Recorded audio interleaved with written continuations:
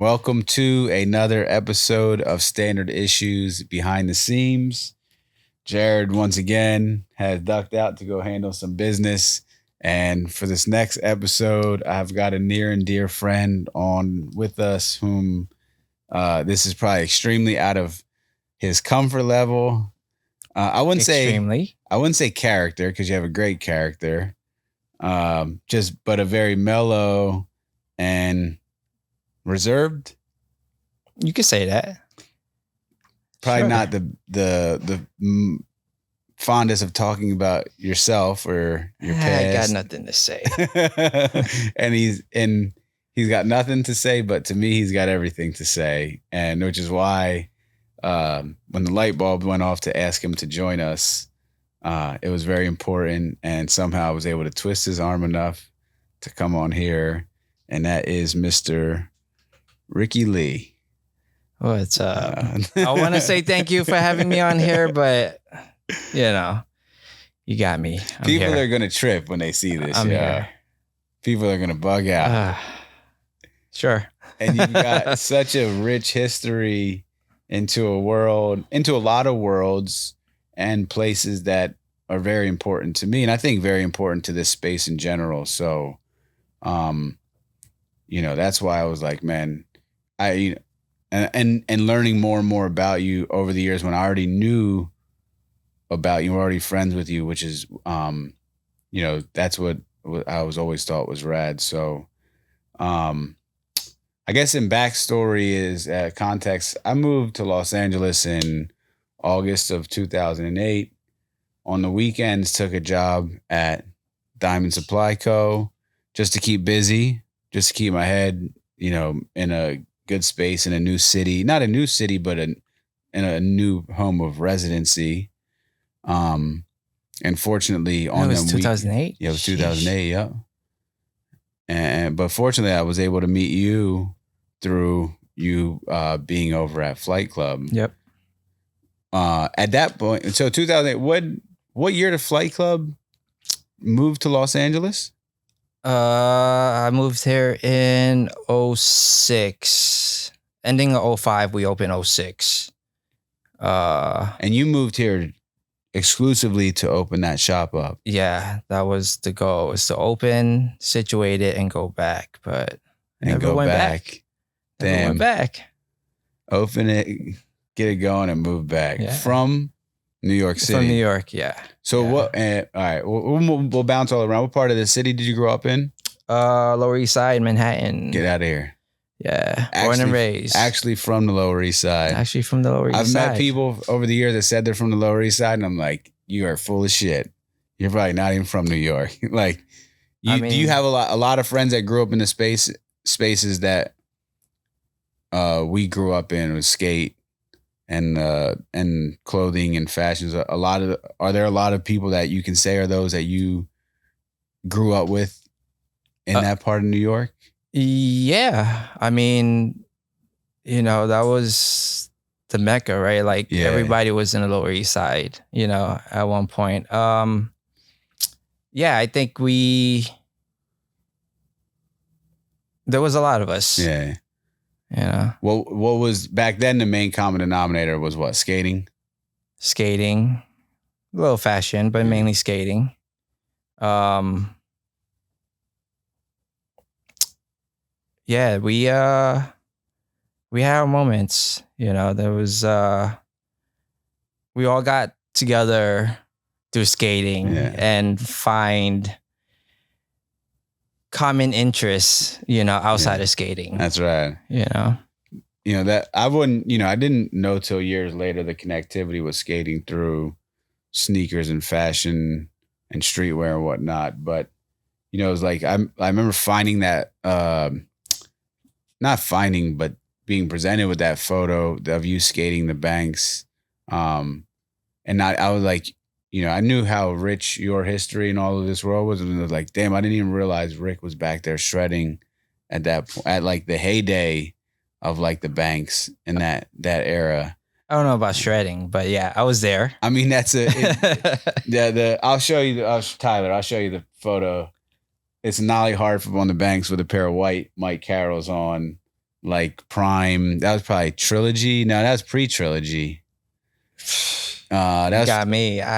But I was like, all right, there's no way Rick wasn't like a real skate rat having seen this photo. I'm still trying to figure out why he didn't have a shirt on. It was hot. It was probably like midsummer, but skating, knowing how dirty the Banks was, if you fall there without a shirt on, you definitely need to get a tetanus shot or something. No, definitely. So you grew up not too far from the Banks? Probably 10 minutes skating. That's a fucking trip. To the Banks. Yeah. How old were you think? How old were you when you think you went there for the first time? Oof. That's way too far back for me to remember. Like a little kid. Yeah. Yeah, for sure. I mean, it was what? Before high school. It was probably like 7th, 8th grade when I was like, all right, I can actually kind of venture out. Yeah. You know? It was a long time ago, dude. Shit. I have no clue. Growing up in New York, like what was that like for you, if you don't mind me asking? I always trip on people that are actually born and raised in the city. It was, I mean, like coming from an Asian family, like we're very like sheltered, right? Like, go to school, go home, Yeah. Can't do this, can't do that. And it was because of skating where I was like, oh, I have to be outside, So that was like my excuse, right? Like, all right, all my friends are doing it. I'm doing it too. And that kind of, made me explore the city. I was like a latchkey kid growing up. My mom was usually working like 15, 16, 17-hour days. Yeah. Were your parents around as a kid, or was it one of them they were around, working? But same, they were working, right? Yeah. Like I saw them at night, for maybe an hour or two, and then we all go to bed. Next morning, we get up, go to school, and we don't see them till like the nighttime, right? So, I live in a predominantly like Hispanic, Black neighborhood. And so imagine this little Asian kid, like picking up a skateboard, skating down the street,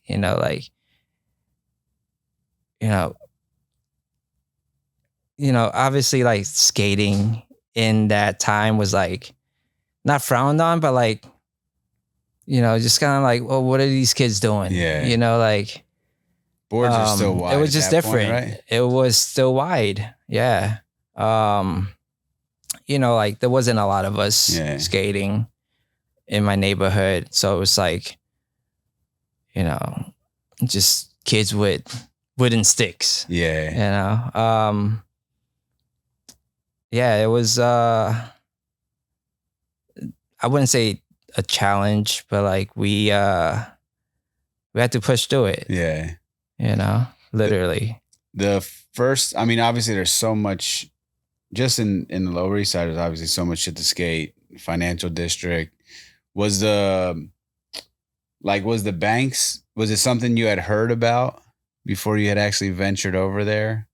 No. Or like you knew? I had no idea. Get out of here. I didn't know anything about, I mean, when I started skating, I found this little local skate shop in my neighborhood. What was it called? Basic Wheels. All right. And that was like my home. Damn. I didn't know anything else outside of there because I was like, all right, this is maybe 10 blocks from my house. I was like, all right, this is the furthest I've been, and that's probably the furthest I'm ever gonna go. Yeah. And at that time it was not too many shops around. We had Benji's, which is by the Banks, and that was like the skate haven, right? Like that's where everybody wants to be, but because we was at a different skate shop, we felt like, that's their turf. Like we can't go over there. Like, I'm this like little Asian kid. I was like, all right, I'm gonna stay here. I'm comfortable here. I'm safe, we met a lot of people at the shop. And, there was one day my homie was like, yo, we got to go somewhere. We can't just keep skating. Yeah. At the park down the street. I was like, where are we going to go? Like, I don't know anything else, And it was like, all right, we're going to go over here.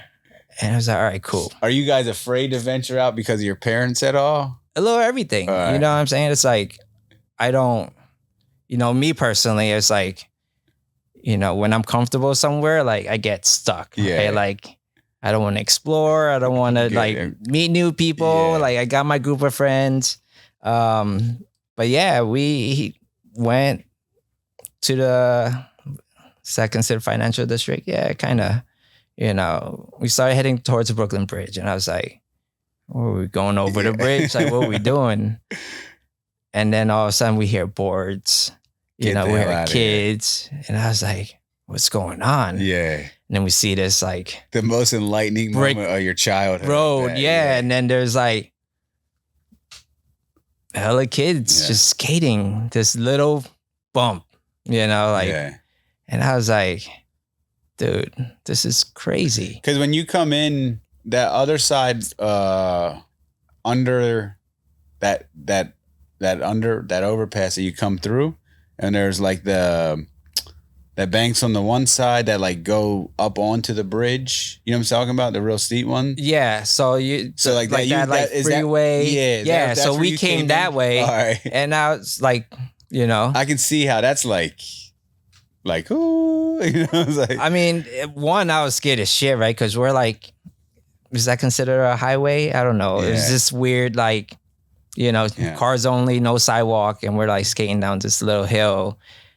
And then all of a sudden there's like people flying over this little bump over a wall. I can only imagine that moment, yeah. Dude, it was crazy. How old do you think you were at that point? Probably like 15, 16 at most, maybe. Yeah. Yeah. And then it was something like that, yeah. From that point forward, was it just one of them things where you're like that place became a regular spot in your life? I stood away from it. Get out of here. Yeah. I mean, like I said, I was comfortable at my local skate shop. Yeah. I worked there, and then just having we would go there from time to time, and then, we have all the Benji's kids over there, and like I hated all of them when we first met. They just vibed us. Just vibes, right? Yeah. Like, and I was like, all right, this is your turf. Yeah. I'll stay away. But yeah, shortly after that, my I guess you could say my brother, he just popped out of nowhere one day. We were skating at the local park, flat ground, and he shows up and he's like, yo, can I skate with you guys? And older brother or younger brother? He is a little younger, a couple months younger. And, I say he's my brother because he's lived with me for years. And, I think because of him, like I saw a lot more skating. What's his name? Keith Harrison. Oh, no way. Get out of here. Yeah. Fuck out. Yeah. Damn. I loved watching Keith Harrison. So you're gonna trip. I'm 41 years old. I just learned nollie backside tail slides. Oh. And I legit went back and watched one that Keith Harrison did in the New York City Metrospective. Okay. That was like, that one always stuck out in my mind as like, was it at the Seaport? It was on metal. It was like a metal ledge, like kind of loading dock. Now it wasn't Seaport. It was like how you all just skate loading docks. Yeah. Like random fucking loading docks. Yeah. I'll pull it up when this is over.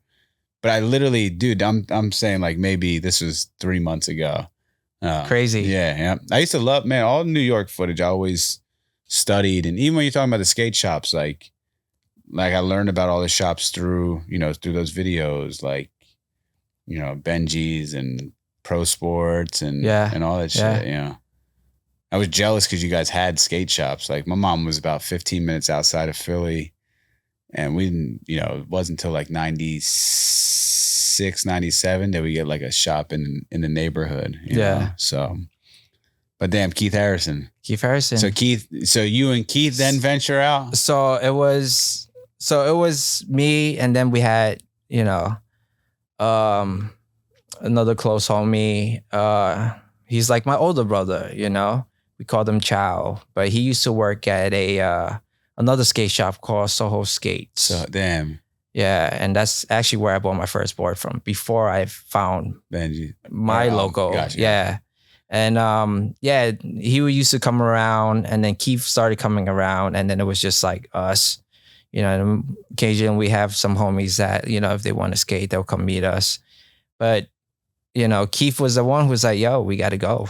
Like, he started getting in good with the Benji kids, and we was like, they don't like us. We're not going to go over there. He's like, oh, they're cool, And then we started going over there, and they were cool, and we still have this conversation to this day. Like, yo, you guys was dickheads when, in the beginning. It was like, no, we just skating. I was like, all right, whatever. That's so funny, But yeah, now all those guys I still keep in touch with, and that's my like immediate family. Yeah. Oh, that's amazing, yo.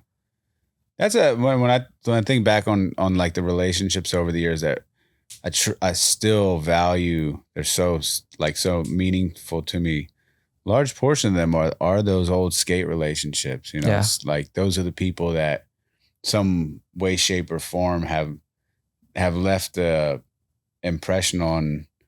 When back then it was your approach to skating, but maybe introduced you to music or introduced you to things, or like you said with Keith, encourage you guys to go venture out and explore new neighborhoods and shit. So that's awesome, man. Damn, shouts to Keith Harrison. Yeah. And it was because of him that, probably was why I was trying that nollie hard flip, because I had to try to keep up with this dude. That's so funny, yeah. Because he was hella good, huh? He was really good. Yeah. Pop was crazy, So yeah, I picked up a few things from him. That's right. Yeah, that photo is like, I mean, anything from the Banks when you look back on it now is like pretty iconic. But that photo was incredible. I thought it was just awesome to see that, like, having known you from like this post 2008 friendship to like something that dates back to like a community in a world that obviously is like been impactful on both of us. So but so through skating, not to fast forward too much, but so you see this scene and this world develop, that's largely based out of like the neighborhood you grew up in. It develops into this multi-layered thing of streetwear, out of fashion, and I was like a student of all of it. Like Old Supreme, Old Stussy, Old Union, Clientele, and stuff. Yeah.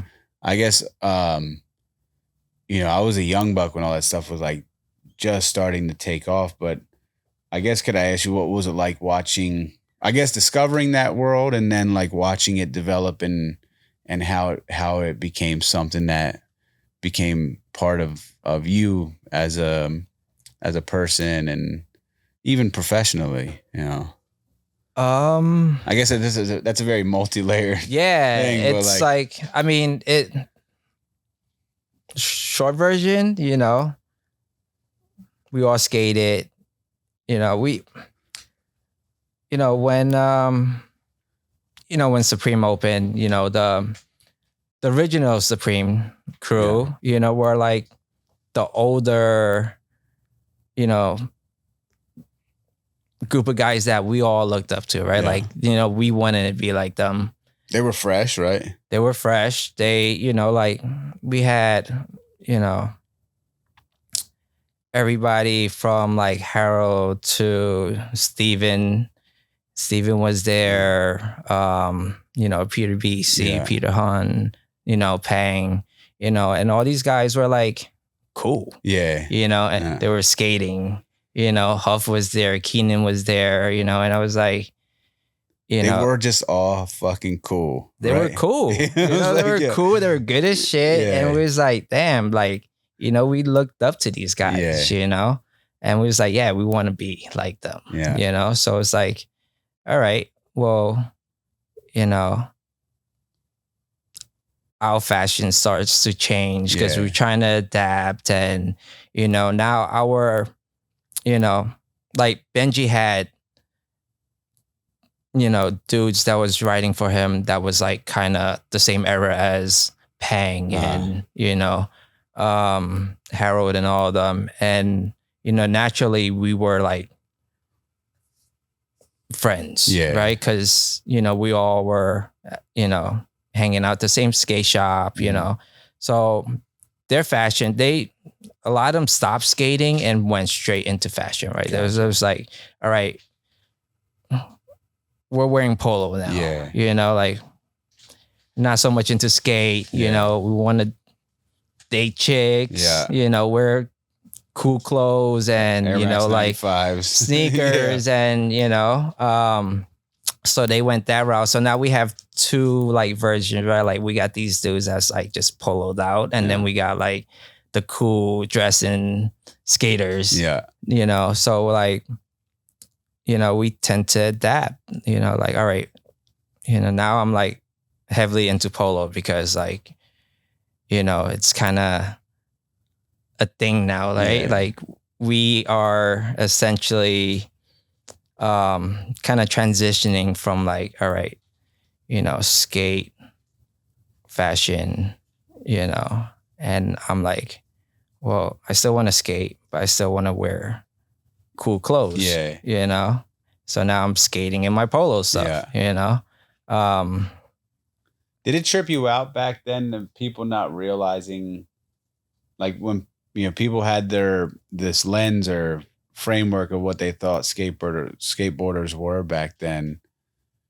But you know, it was almost like they didn't believe us if we told them like, no, we're in the Air Maxes, you know, like, no, we know every Mobb Deep or Wu song, or like, you know, we, like you said, you probably had every polo piece back then. It was like, it was almost like something that was like undigestible to non-skaters, you know?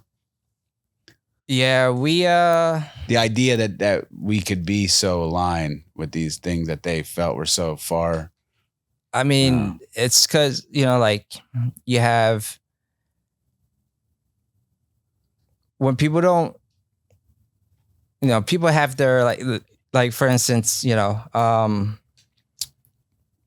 people have their like vices, right? Like they don't skate, they're just strictly into music and that's all they want to know. Yeah. You know, for us, we kind of adapted into like all genres, right? Like, you know, we skate, we listen to music and we like to dress nice. Yeah.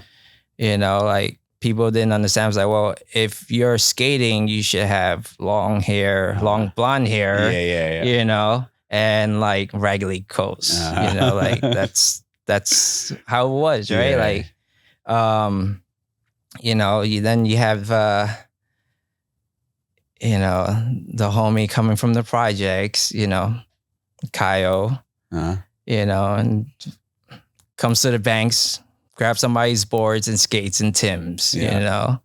God, there's an awesome photo of him that I think Reddit took too, doing a backside flip in his pair of all black high top Air Forces. Really? Yeah. Yep. I'll find that one for you too. Yeah. It was sick. But you had a lot of, it was a lot of intersection of like worlds and cultures. Yeah. Back then. Watching like that retail space develop around that time, was that cool to be living in, like, you know, because I remember as a kid it'd be like, oh, Union or Stussy, or, you know, like, you know, it all, obviously being in Philly, it all seemed like thousands of miles away. Yeah. And it just seemed like this like kind of larger than life kind of world taking shape. Just but retail in general? Yeah. Or well, just in regards to like stores and brands that were more aligned with the shit that we, that. Yeah. I mean, to be honest, I probably been to Union once. Get out of here. In New York. And that was because the homie worked there. No way. But before that, I was like, I didn't care about any shops, to be honest. It's like, if you're not a skate shop, I don't belong in there, right? Yeah. Like, all I want to do is skate. Oh, that's so interesting. And where, polo. Yeah. The skate and polo. Yeah, like I had this skate, when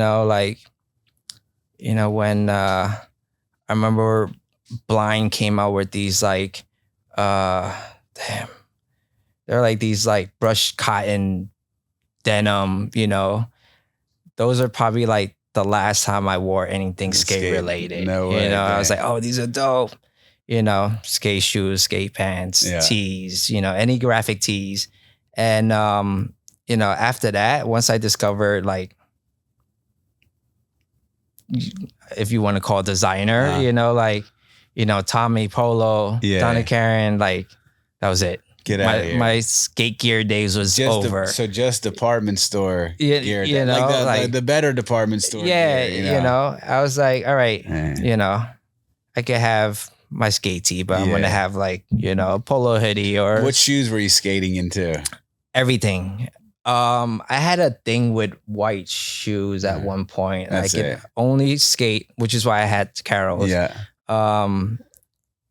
I remember, going to Seaport, there's a little mall in there and there was a Foot Locker. And, from time to time, if I didn't have any white shoes to skate in, I'll go in and buy like whatever that was on sale, whether it's a CTS or Stan Smith's or anything. Pick up a pair, go skate.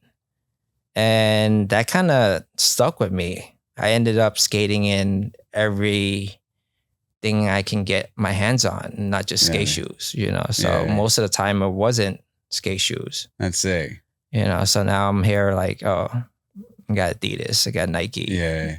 Pre-SB days, You ever see this Instagram account, Skated the Chillers? No. It's pretty good. It's just I don't think it was very short lived, but it was just people skating just various chill shoes from back then, so shit from like Darwin's to Air Forces. There's that one photo of Stevie doing the switch heel in the neon 95s. But it's pretty cool. I think you would get a kick out of it. We had some cool old heads, particularly this one dude named Jude. You know Jude? No, I don't I feel like you would know Jude because he was a super and talented writer, but same like a low head like you. Yeah. But Jude would be at Love and it'd be like he would just be skating like. I remember the first one I think he had like the Air Max Triax on. Oh. And I was like, what the fuck? Like these guys are crazy. I'm a little kid. I'm just like figuring it all out. Yeah. Being like, I have those. I didn't even think I could even bring them around here. Yeah, I think he's skating and the shit. That's kind of how it happened, right? Like we wanted to look good. We didn't want holy sneakers. Yeah. And I remember at one point I was skating around with a backpack with my shoes. I'll go to the banks, change into my skate shoes, whatever white shoes it was at the moment, skate it, and then even going to the next spot, I would change my shoes, throw on a button up, a little flannel, and skate to the next spot. That's it. Change all over again. Yeah. That was a routine. And there was times where like, I've had ditched my my board and my bag with my skate stuff to go to whatever party that was going on. Like I would just hide it in the bush somewhere. And yeah. And that's funny. I definitely like. I think I was saying on a previous episode we shot. I was like, I didn't really get it until like when I went to college, and at the dorm I went to in my freshman year was like out front. It was like a party, yo. There were kids with like nice ass cars and dressed all nice, Coogis and stuff. And that was like, that's at the time, like that was on the same shit, shiny gas jeans. I'm like, it's not gonna make sense me walking back in here with the skateboard. Yeah. With this shit on, So I found a nice little duffel bag. Yeah. And then get this thing up to the room so I can just come right back down and kick it. Yep. Yeah, that's how it was until the movie Kids came out, and then skating was like, You lived in New York through all of that, huh? I did. I remember when all the homies was going to go for the casting, and I was like, what? Why? Yeah. And that was like an unfathomable idea back then, right? Yeah. I mean, I was still working at the, my local skate shop, and everybody was like, yeah, there's this thing going on at the banks. And I was like, what? I don't care. Yeah. I just want to skate. That's where the casting was at the banks? I don't know where. I know they met at the banks, maybe. Maybe it was Washington Square. Yeah, it was crazy. And then when the movie came out, I was like, oh shit, everybody got a part Everybody's in it. Yeah.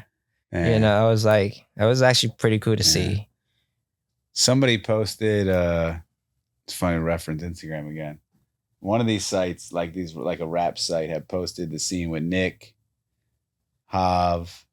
There's two other gentlemen that are, when they're shirtless sitting there smoking the weed on the couch. Yeah. I forget. I don't know why I'm drawing a blank on the two other kids. You definitely know them. Wasn't NA in that one also? Was it a baby NA?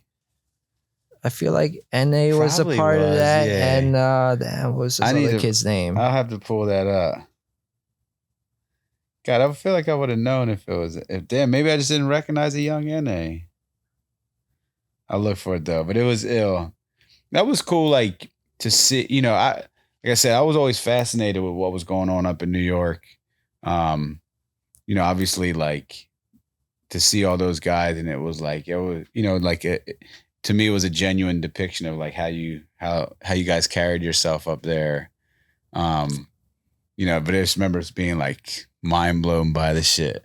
Yeah, I always thought I was the odd one that was like that. Really? Everybody was just, I felt like I put too much thought into it. Like, you know what I'm saying? Like, but as now, I was like, well, shoot, I don't care if my shoes got holes in it. I kind of like it better like that. Yeah. But it's the same. Like back then, we used to like, it's like, oh, we got to go to Philly. We got to skate love. We got to do this. I've been there once. It was just randomly. Dimitri? Yeah. So he was like, yo, going on a road trip. He was shooting photos at that point? He was shooting photos at that point, And then we went out there. It was like, yo, this is crazy. That's it. But we didn't get to skate much. I forgot what we ended up doing. I think he went there to shoot Keith. Because Keith would come to Philly a lot back then.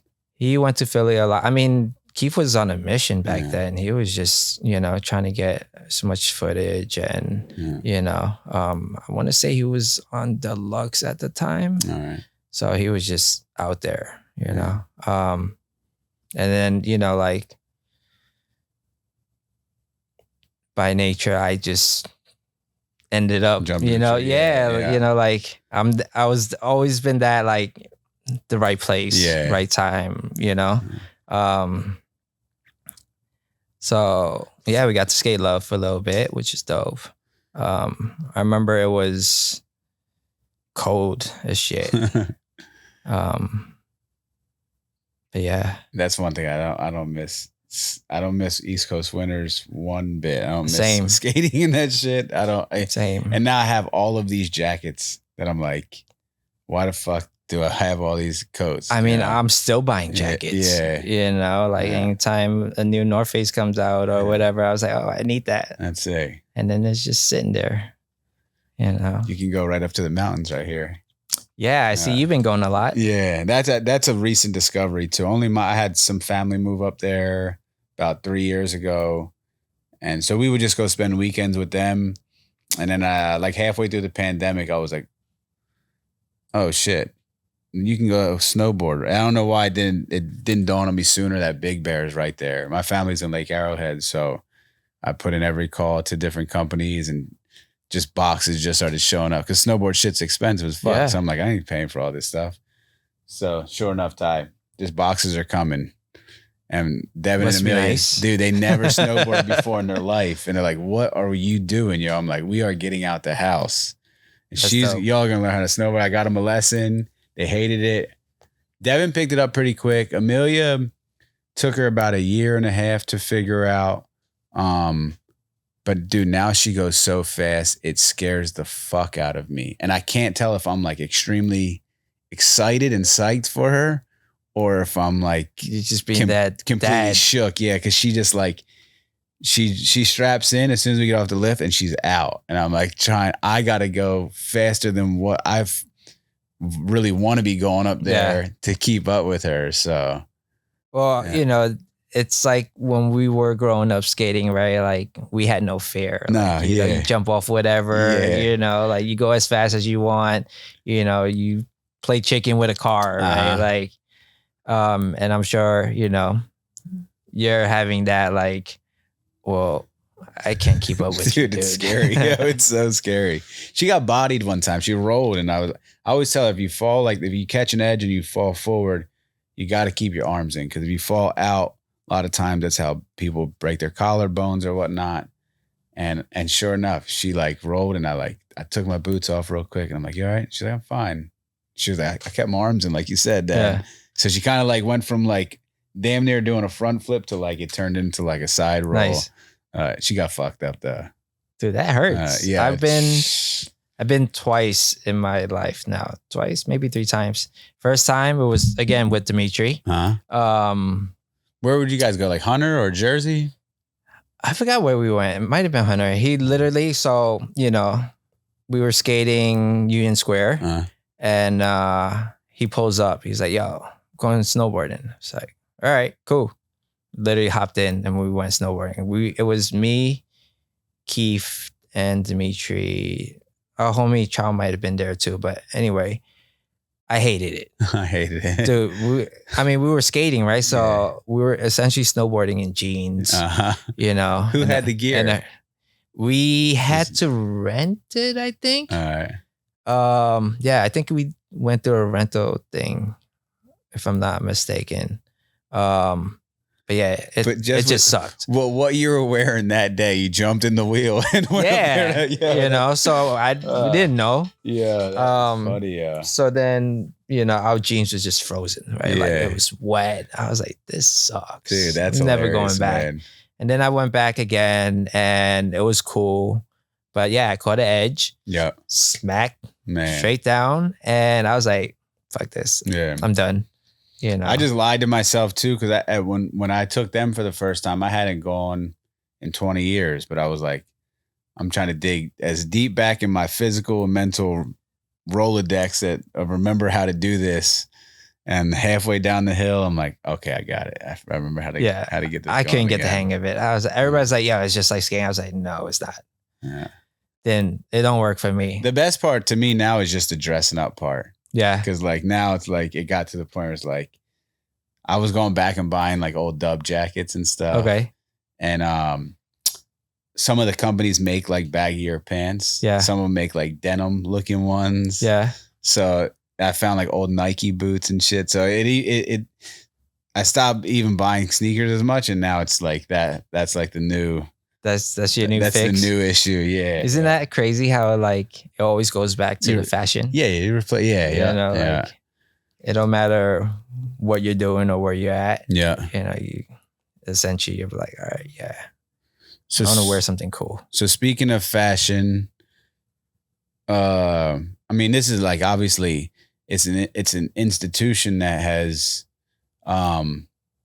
had such an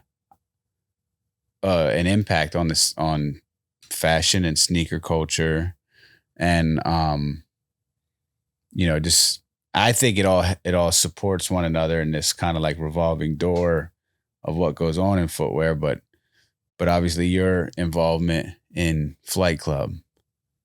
Can you explain how that came to be? And how did that start? If you don't all mind that's me? a blur. Yeah. What year? Well, Flight Club officially opened 2005. All right. Before that, so let's go back a little bit. Shit, I don't even know. Probably like 2000, 2001. Maybe even before that. So I got a job working at this chain footwear store called David Z. Oh yeah. Which is Ronnie Fike's uncle's place. And from there I met a really close friend of mine now, D, and he was doing a sneaker website called Vintage Kicks. Oh yeah, no way, yeah. So at the time, we were all doing footwear, and just naturally we just kind of clicked because we was like, oh yeah, whatever, Nike, Jordans. That was it back then too. Yeah, it was Nike Jordan. That was like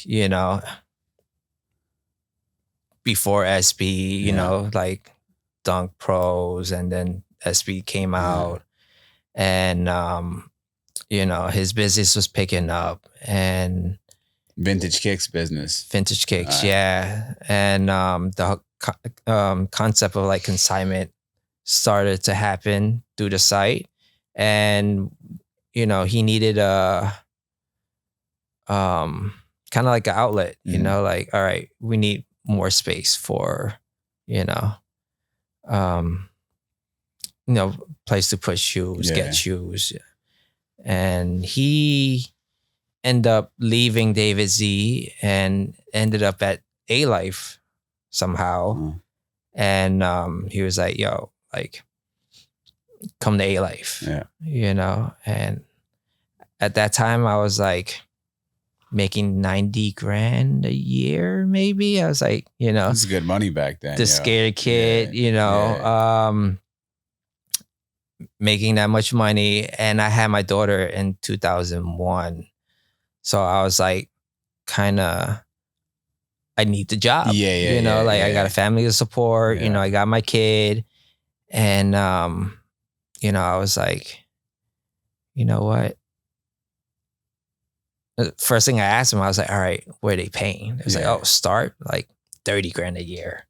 I was like, whoa, that's a huge pay cut. It's a third of what I'm making right now. So at that time, I wasn't together with my baby mom, and, we would conversate, and, she's like, well, you're a little more like free now in a sense. 'Cause like, I just got to take care of my daughter. I don't have, she came from, she has 2 kids of her own before mine. So, she was like, you follow your heart. And I was like, I hated my job. As much money I was making, I was like, I wasn't happy there. It was just a job to make money, support my family. That was my 9 to 5. A Life was like something new. It was like the cool place to be, right? So it was like almost the same thing as like back then. I was at my local skate shop, and I had to like venture out. So that's what I did. I left David Z, and this was probably around 2001, 2002, and I went to A Life, and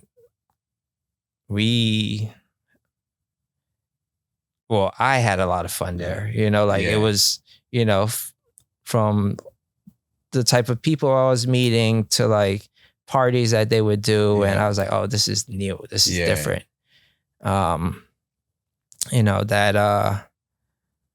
That was like, I remember the new, it would always be like, oh, they did this party or they did that party. They did this with this artist, So like, that was when like my skating slowly like phased away. And now it's like art / fashion / Yeah.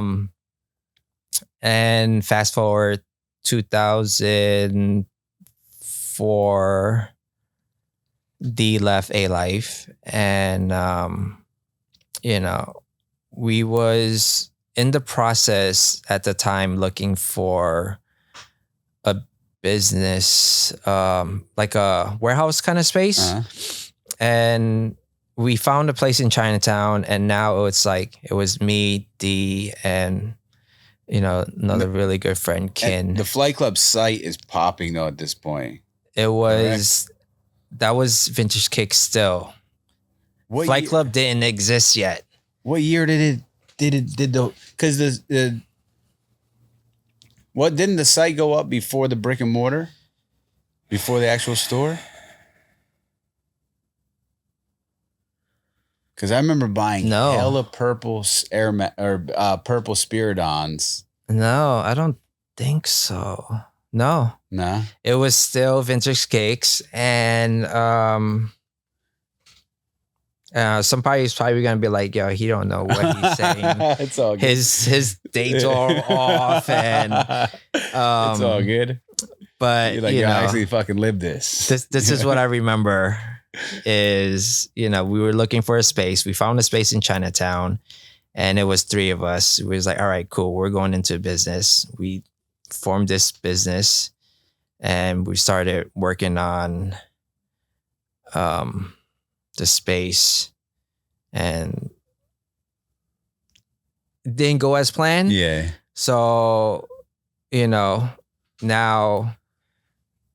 the business was canceled. Everybody went their own way. I'm still at A Life. D still trying to look for a space, and then our other boy went.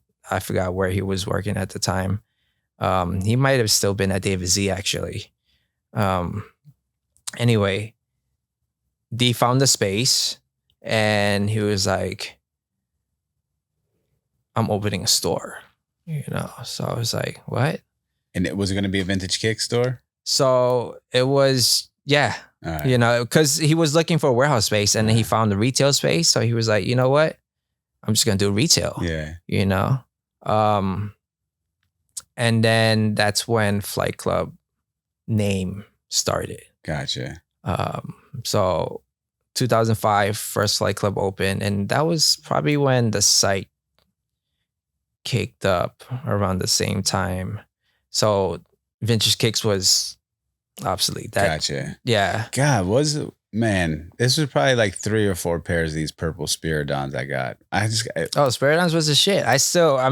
People still send me photos of Spiridons. Like, but you remember the purple one with the 3M? Yeah, they were COJPs. Yeah. They were Japan only. That's what I was just about to ask you that, because I don't remember if it was the tag or the ticket that had come from Flight Club, but I remember it having Japanese writing on it. Yeah. God, what was it? I forget. Obviously that's 20 years ago, but yeah, I probably bought 3 or 4, and they weren't expensive back then off the site either. Yeah.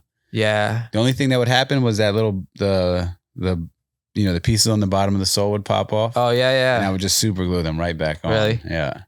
But that was my shit. That purple Spiridon was my shit for so long. Yeah, Spiridon's period was a really good shoe. But from Flight Club or Vintage Kicks, one of the two.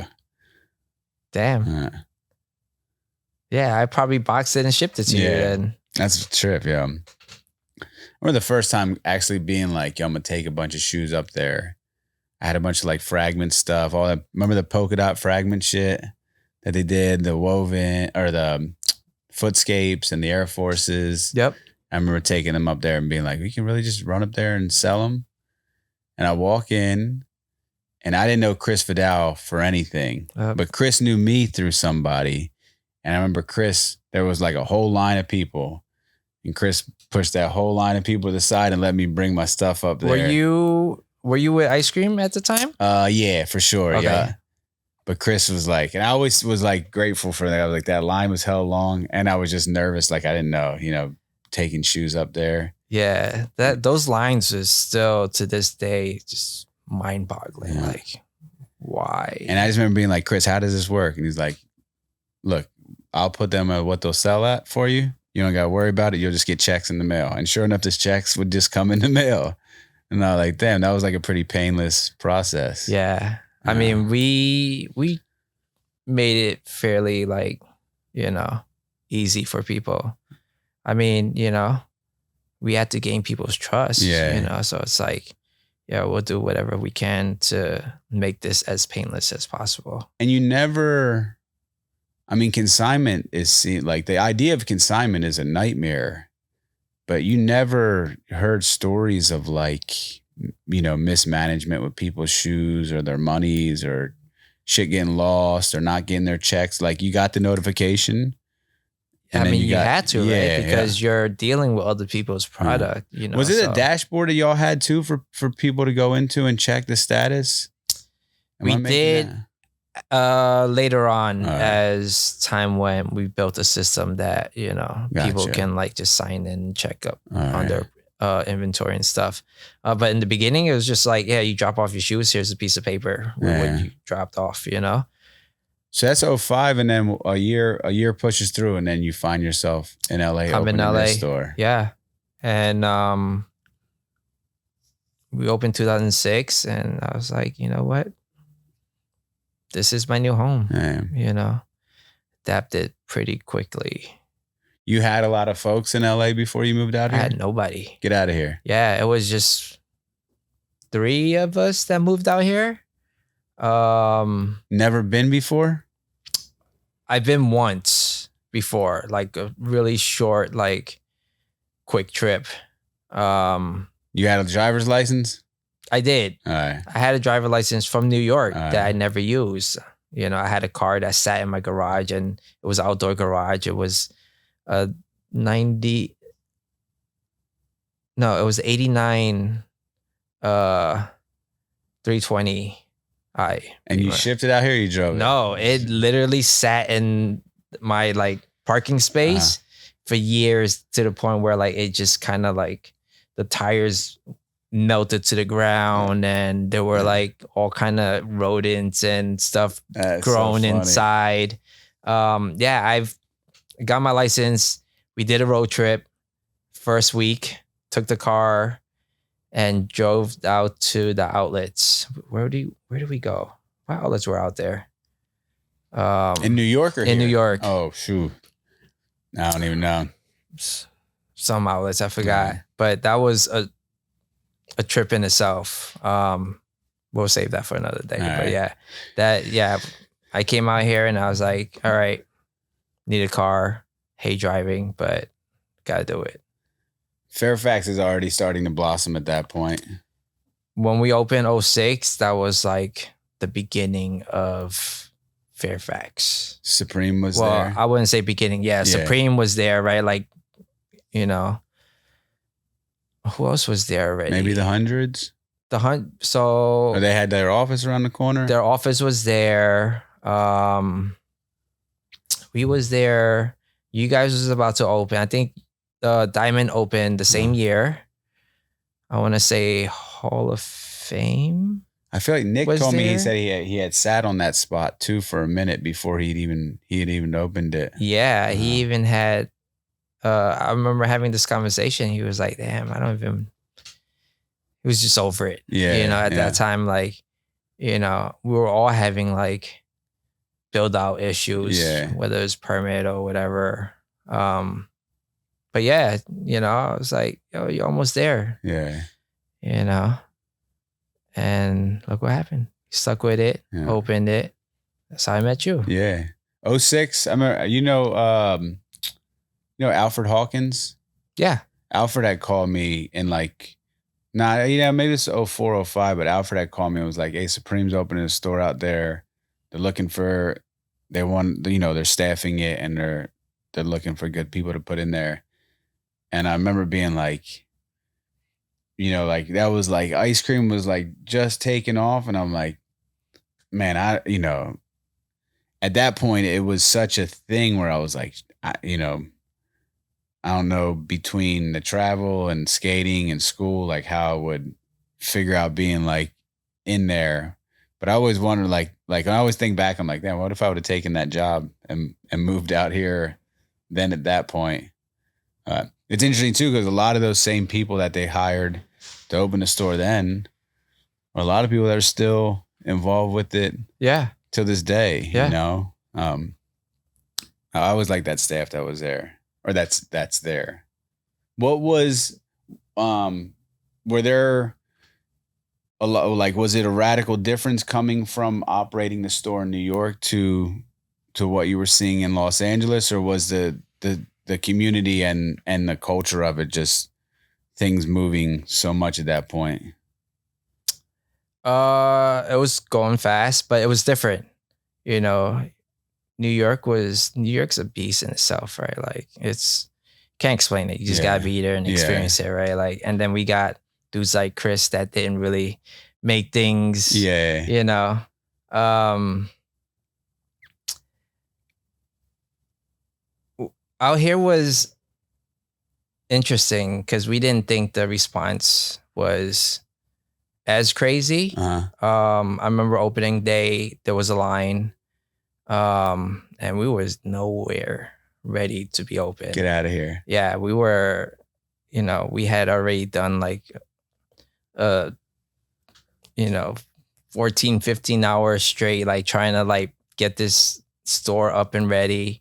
And we got to the point where like, it's like, shit, we gotta give them something. So we cracked the gate open a little and just threw a bunch of stickers out. No way. And a little, you know, we managed to open that day, and you know the response was just nothing but positive. That's like awesome, you know, man. Met a lot of cool people that I still to this day keep in contact with. You know, customers. And, all right. Yeah, it was just like four of us running the place. Mm-hmm. You know, so we was very hands on. You know, with each and every person that came. It was cool. And then our neighbors was, you know, made things a lot easier. I would trip sitting in a diamond store and seeing like, you know, this black Escalade would pull up and like Chris Brown would hop out. This black Escalade would pull up and like, you know, said Hooper or actor would pull up, you know, like, and they would always beeline it right to you guys. Yeah. You know, and then come out with a bag or two. And, you know, I just was like, oh, this is cool that like it's a place that people, you know, now you're starting to see people from like these super high places in entertainment and sports and whatnot that are gravitating towards this world that like we always coveted as like kind of our own little thing, you know? Yeah, I mean, if you think about it, there wasn't really that many places for people to go to. You know. Now it's like, you know, every 2 feet somebody got something. Think what the big ticket. My biggest regret. I remember getting the cream Yeezys. I bought them in Philly. I got back to LA. I'm like, I would never put these things on my feet. I remember taking them right to you, and you're like, oh, Jimmy, I could get like $750 for them. And I'm like, cool, that's a payday. $750 for this big bulky ass like mashup sneaker. And I think about it now, things worth like what, 15,000 or something. That first Yeezy. Yeah, probably more. But $750 was a ticket back then. Yeah, you know, like to be that, and it's like that almost seems like nothing now. Yeah. But yeah, it was so many amazing. You did, and then the kids that you staffed it with, and you know what I'm saying, from they held it down. Little Chucky to Sean, and I mean, before them was like, you know, Bailey. I was just talking about Bailey. Yeah, you know, like Bailey. So there was two of them, right? Glenn and Bailey. They were always too, together. Yeah, man. They were my first employees in LA. Great kids, yeah. Yeah. The amount of talented and successful kids that came from that generation that I saw in and around Fairfax, you know, I probably stopped really like coming around like that, like 2010, 2011. But just within that like 07 to 2010 period, it was like just, I mean, all of those kids. I mean, look, like Anwar, Everybody. Yeah. I don't think there's one that was like, oh, like he didn't do anything with himself. Like, I feel like every kid that was like coming around. I will say no names, but I remember kids like Tyler would walk up and like older cats that would try to like mock or play him or just play them. And I'd be like, I don't know what these kids are gonna do, but like you can't look at them, like you can't tell me that something special is not gonna come from all of that, like the way they traveled in like a whole little pack, Yeah. I also specifically remembering the day sitting in the back of the store in the parking lot, telling you I was ready to pack my bags and move back home. I remember that day. Yeah. And look where you're at now. Ed, if it wasn't for Rick, I probably would have moved back to Philly. Yeah, because that was the one thing I moved here knowing that I had a good circuit of friends, and I knew the landscape of the city pretty well.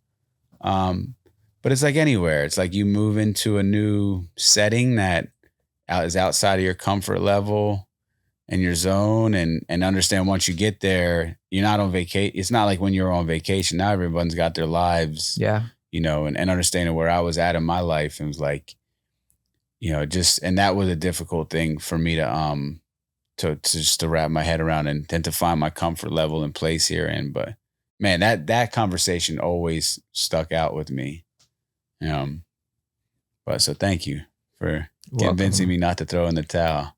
Yeah, I mean, I wish you would have went back then, because then we wouldn't be sitting here doing this thing. Now you're stuck with me on this podcast. So that's 2008, and you thugged it out on that block until leading up to the pandemic. But in the midst of all of it, you'd been stockpiling warehouses with vintage goods of high quality, or what? Like all quality. Of all quality. I have a hoarding problem. That's awesome. And a shopping problem. Yeah. So 2000. All right. You probably don't know this, but when Diamond moved down the street, you took that space over. No.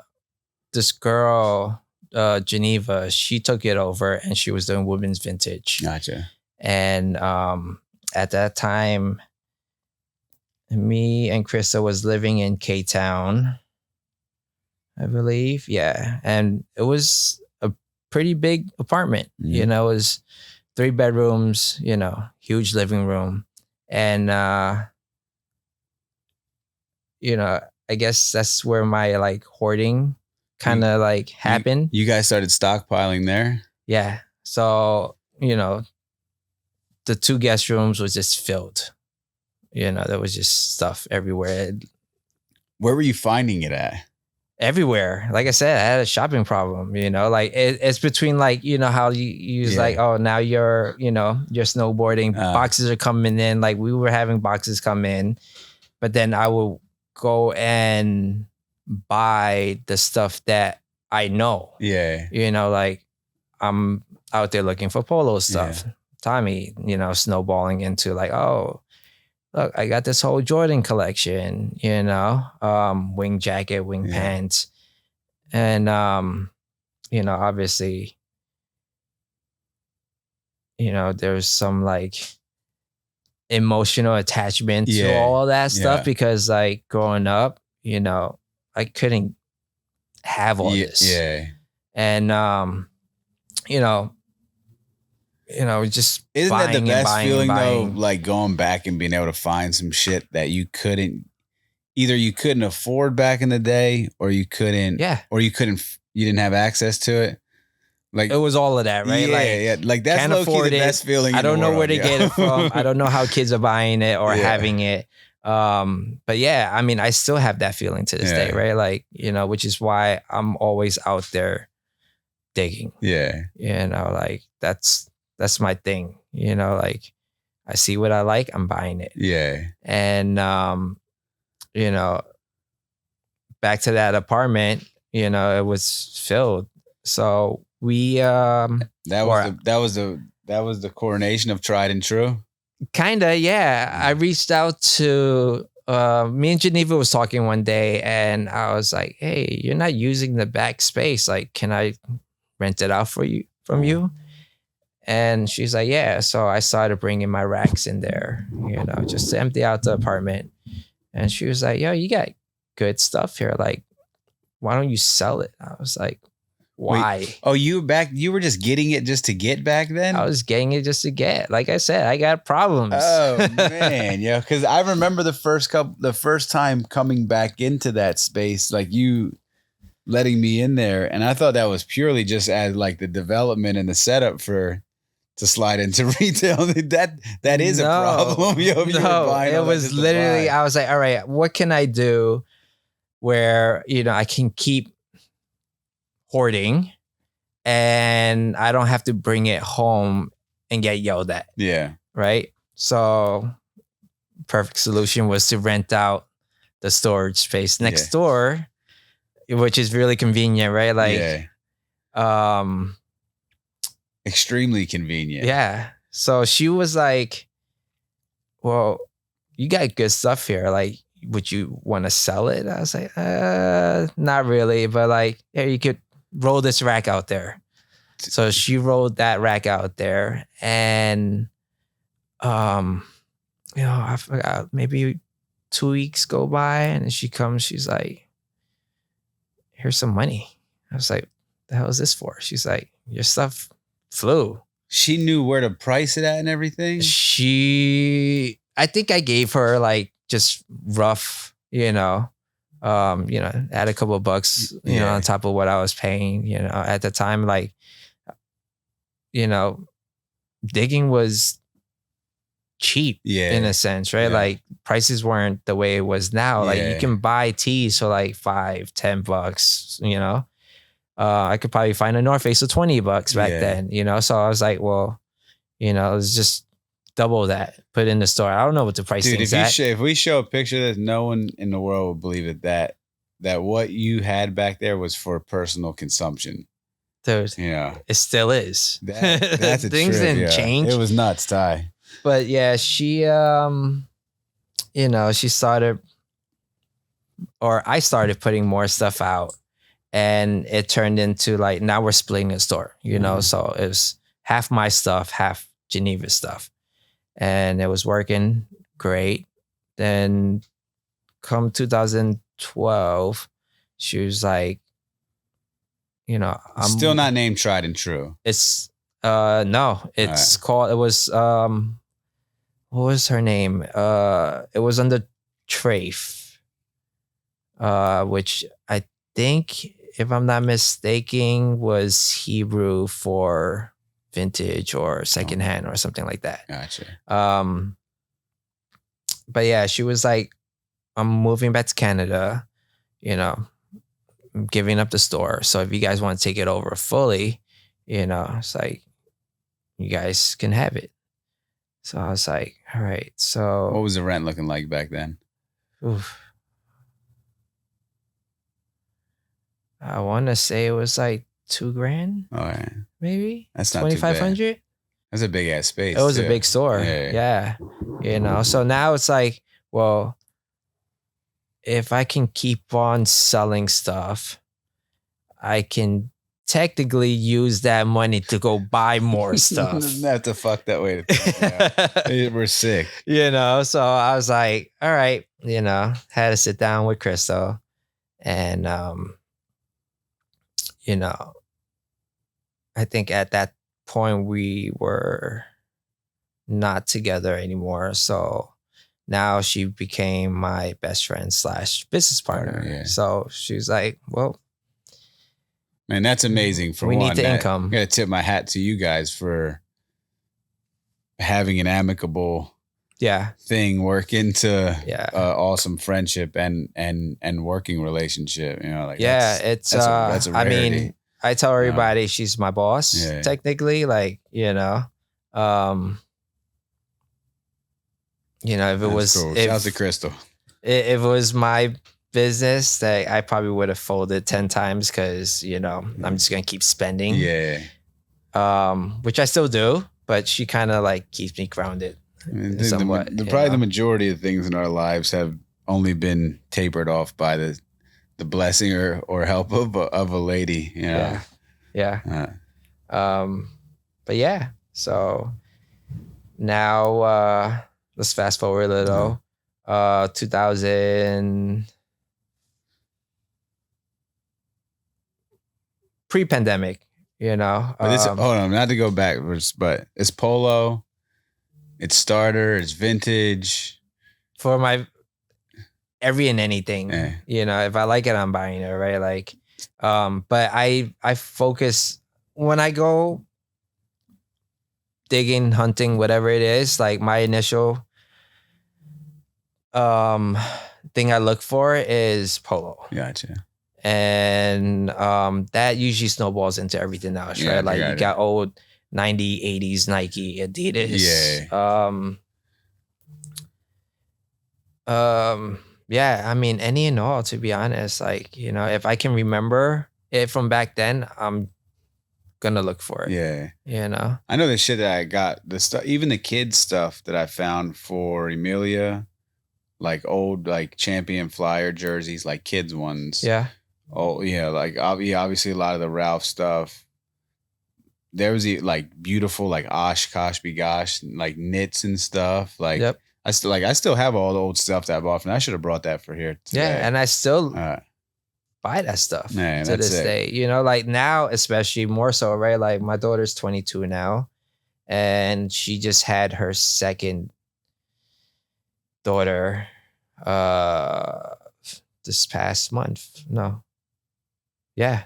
And they're all dressed in it. Huh? And yeah, now I'm like, all right, now I have excuse to buy more kids stuff so I can send it to them, But yeah, she's gonna probably watch this later on and laugh and be like, you never sent me anything. And that's my hoarder mentality. It's like, oh yeah, I never sent it because it's still packed away. I want to get rid of it. Yeah. But it's grown. I feel like, I don't know. A large part of me feels like a lot of, I was like, damn, I wasn't really seeing the vintage shit like this prior, like it felt like a very new thing that you were introducing, especially to Fairfax. Yeah. And then reintroducing a lot of that stuff into a lot of our lives that were in and around that space, so. Yeah. I mean, it was a new thing for a lot of people, right? Like most of the kids that came into the store never really seen any of that stuff before. It's like new to them. And it was a nice change from all the streetwear stuff in the neighborhood, so plus we had a lot of people coming in, from brands, just sourcing for reference. Yeah.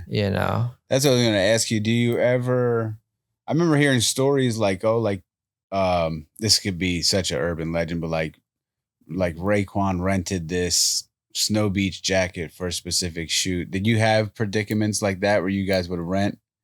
No. Like never, huh? No. All right. But we have, and we did, like, now we got stylists coming in, doing pulls, renting stuff for, whatever photo shoot or, but yeah, I mean, back then it was like, it wasn't a thing, not to this extent, but in my head, I was like, shit, I don't have to sell it to you and still make money off of it. Like, that's a win-win. Done. Yeah. Like I get to keep my pieces. Like, all right, let's do it. Who wants to rent more? So when I feel like we don't see each other for a little while, and then you invite me down to the space in downtown, and I walk in. It's basically, for those that don't know, Rick has like basically a perfectly curated museum. I wouldn't say perfectly curated. It's pretty good, man. It's damn near perfect. I would argue that. But it's awesome. Any and everybody that says that, right? Like, I think because I'm in there 24/7, like, my OCD kicks in and, nothing's ever perfect. Yeah. To everybody loves it, like yourself. And yeah, it's been our safe space, like we got the place a little before pandemic, and throughout pandemic to like a good 3 years, we didn't do anything with it, but it was my storage slash our own little like skate park. Yeah. Like the whole period of COVID, we were just in there skating. Get out of here. It was can't go anywhere, can't do anything. So it was like, it was just me and a couple of friends in there, and we just like hanging out. Yeah. And those people are still with us to this day in there, with their business as well. So you have your arrangement of extremely rare and mixed brand offering of vintage stuff, and then you have other curators like yourself who are in the space and have their own offerings as well. Yeah. We have one guy that does something similar. His brand is Search Studio. Then we have Christian that does Movego Song, which is our in-house clothing brand now. He's the creative part of us. And then he mixes a bunch of like upcycling to like, just like cool mental awareness, like verbiage. Yeah. And we have a in-house screen printing facility in there as well. What's the address? 660 South Anderson. 660 South Anderson. Is it reservation or by appointment only? No, pull up. I'm there. Walk-ins welcome. Ring the door bell, bang on the door, whatever you need to get my attention, and I'll let you in. Awesome. Yeah. It is something special in there, man. Yeah. And yeah, dude, to think back, I actually completely forgot about when it was just the back space of the original shop. Yeah. Yeah. To that now. Yeah, it's been a long journey, and it's not even halfway there yet. No. Like, I feel like this year we're starting to be like, hey, wait, let's actually make this a business. Yeah. Like let's stop well,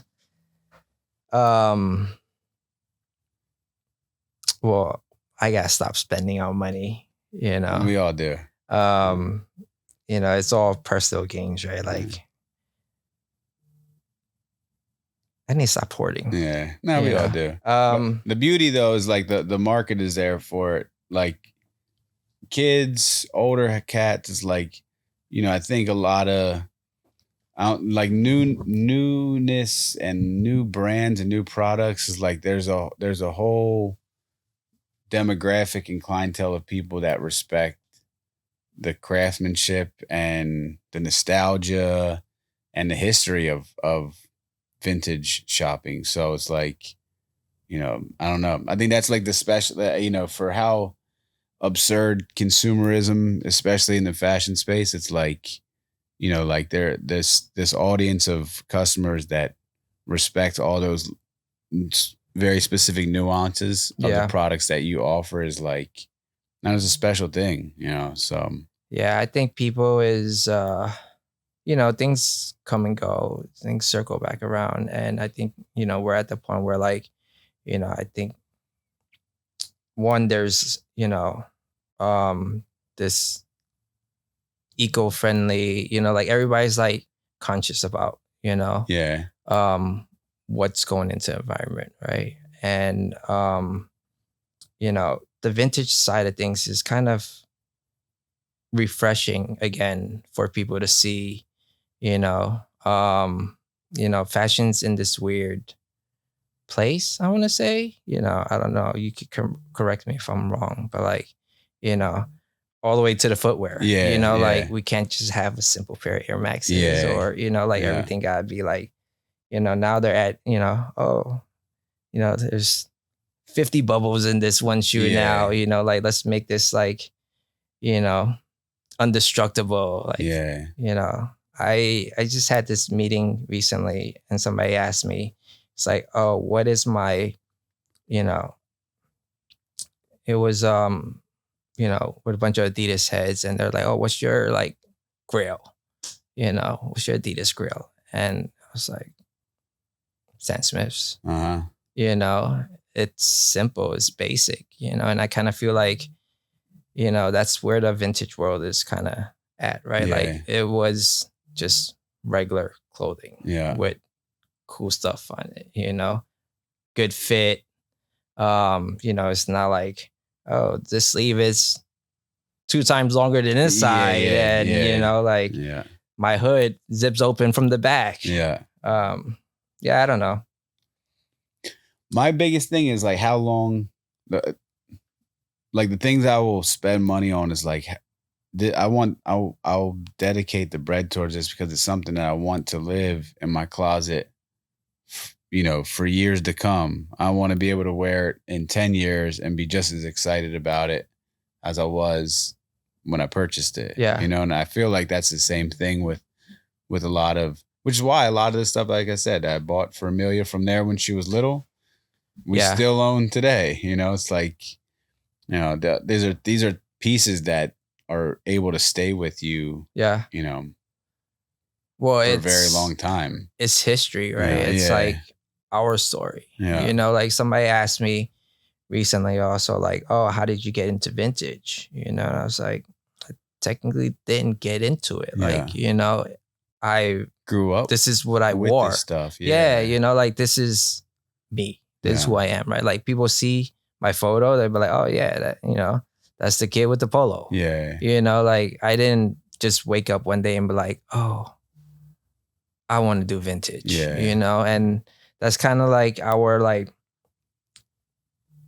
the beginning of this year, I was like, all right, well, we're a vintage store, but like, I don't want to be categorized as vintage, right? Like I want to bring in stuff that I like, but like the vintage aspect is just because that's what I know, that's who I am, and it's like, how do I explain to these kids that like, like this wasn't vintage when I was wearing it. Like this is normal to me. This is regular, this was my streetwear. But just, we just got to figure out, if, things are going to change again, right? Like vintage is probably not going to be a thing at some point, but, it's always going to be something that I would still have and look for and, hoard. And I'm sure there's always going to be people that share the same. But it goes to like you saying that like, through you're telling your story to your kids. It's the same thing with my kids, right? Like I'm telling, like how I dress is my story to her, and they learn from that. And she's probably going to teach that to her kids because, I'm sending them my clothes. Hopefully it don't die. It's not gonna die. It's not gonna die. All right. China, I need stuff to keep buying. Right. There'll always be that. I know that's a problem. Well, shit. I know you have a flight tomorrow. Yes. I know this was so much. My phone is going berserk right now. Phone is going crazy. But Rick, I truly appreciate this. For the people that know you, they know how much of a step out of the box this is for you. And this has been great, but it also sucked. I bet. But from from the skating into the fashion stuff, into Flight Club, into the personal things that you've done for me, our friendship and watching your business grow. It truly is an honor, and I'm psyched that you would carve this time out in your afternoon to come join us. I mean, I there's couldn't say no to you. A day one JSP supporter. He still has sweats from our very first couple of years of Jared and myself. And I still wear it to this day. And see, that's the quality. That's what I'm saying. It's still, this is 10, 11, 12 years later. So, well, no, you're going to leave with a box. So let's eat lunch and let's get you some gear. And then let's get you set up so you can have a comfortable flight back to New York City. Not looking forward to that. Yeah, thank you.